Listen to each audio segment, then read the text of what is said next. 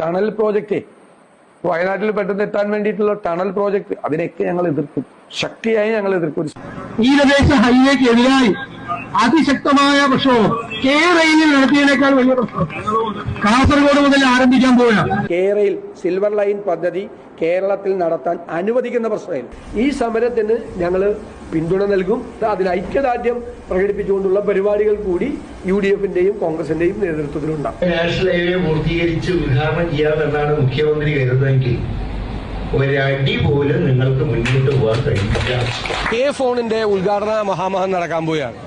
ആ ഉദ്ഘാടന ചടങ്ങും അനുബന്ധ ചടങ്ങുകളും എല്ലാം ബഹിഷ്കരിക്കാൻ UDF തീരുമാനിച്ചിട്ടുള്ള കാര്യം കൂടി അറിയിക്കുകയാണ്. നാളെ സുപ്രധാനമായ ഒരു രേഖ അഴിമതി ക്യാമറയുമായി ബന്ധപ്പെട്ട് പുറത്തു വരും. ഗവൺമെന്റിനോട് ഞങ്ങൾക്ക് ആവശ്യപ്പെടാനുള്ളത് ഇപ്പൊ ഇവിടെ നടക്കുന്ന ഈ പണി നിർത്തിവെച്ച് ഒന്നുകൊണ്ടും